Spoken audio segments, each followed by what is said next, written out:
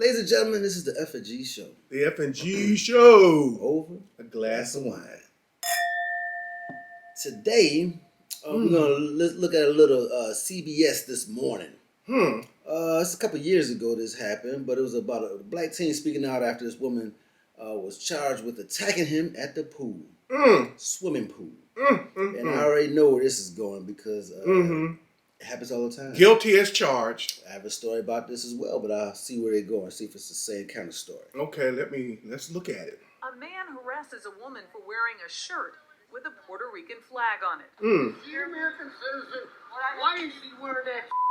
The woman asks an officer standing a few yards away for help. Can you please grab him? But the officer appears to ignore the confrontation. Oh, He has no. since resigned from the force. Oh, good. Here you've got a video, you've got audio, you've got still shots of what happened, and it speaks for itself. DJ's attorney, Margie Pizarro, says he handled the situation the right way. We saw him not retaliate. When we saw him walk away, that was something that was commendable. DJ says he's entered counseling to try and process the alleged assault. What did you learn? What I learned from it, I learned how to handle it again if I have to deal with it. What did you learn about yourself? I have a lot of discipline and self-control. Yeah, just think of this. This happened the day after he turns 15. Mm, The day 15 after he years wins old. a championship for basketball at the YMCA. The day after his great-grandmother dies, his grandmother goes into the hospital. He waited a day to tell his parents this happened because he was so concerned about their mental state. And on top of that, this is a kid who is on the basketball team, the football team, is a distinguished gentleman's club member, and is so involved. None of that matters. It doesn't. He's just a kid, and somebody should have helped him. Yes. And no matter how many times we see that video, it is just as disturbing every time. I don't know if this is naive to say, but when did we get so angry? When did everyone get so angry in that? That is the question. That is the question. What in the... That was it? That was it. That was it. But there's a lot there. Oh, yeah. There's a lot there. Well, She smacked him, didn't she? I don't know. Because her hand was up near his face. I think she slapped him. They didn't show us Oh, that you mean part. it was over there? Yeah. Yeah, and she hit him. She hit him, and because they asked him, "How did you restrain you?" He said, "I have self-control." Well, yeah, and she was charged, so yeah, she probably did. Yeah, she slapped him. Smite him. Yeah, she slapped him, and I'm glad he had that kind of self-control. But this privilege, white privilege stuff, has gone too far, and that team, I think, according to the law, had every right to defend himself, because if we do something like that, or if they do something like that, they say they have a right to shoot or kill because I felt threatened for my life. Well, he could have done the same thing. I felt threatened for my life, and he could have swung back, but he didn't, and that's probably good because he probably would have got shot. But I mean, this. I don't have no words to express.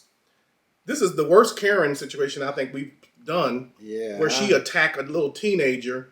I can't get over that. I mean, it's a swimming pool, man. And the thing is, it ain't even yours. No, not hers. Come on, man. Not her And I swimming don't pool. know the ins and out of this scenario, but just for what we saw, especially if the boy's walking away and you still follow, y'all know about me, man. If you're walking away, let him go.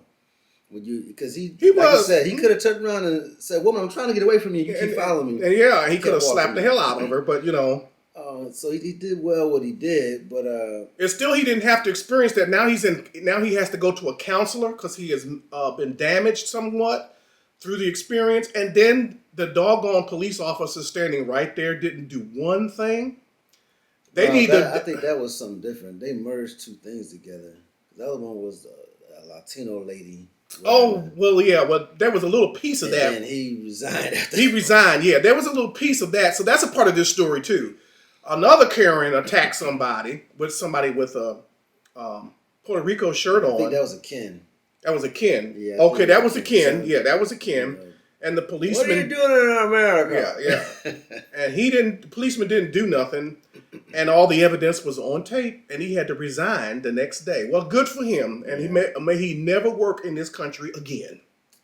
But if you need a job, you can put an application here at the FNG show, and you will not get hired. No. Exactly. We have the tape. Hiring. We're not hiring types like you. We're not hiring privileged Kens. No, we're not hiring privileged Kens. No, not at all. Oh, but that is it here. Unless you got something else. No. You privileged Karens and Kens, leave the black people alone. Well, you heard, ladies and gentlemen. And I think kids and Karens, their privilege just supersedes anyone. It don't matter if you black, white. I mean, because you see in the bank, they were white, and she still, because her privilege, she felt. Yeah. Do you really believe this? Do you really believe this? Yeah. Come on, people. We're getting off subject. Well, ladies and gentlemen, that's it here from the FNG show. The FNG show. Over. A glass of wine.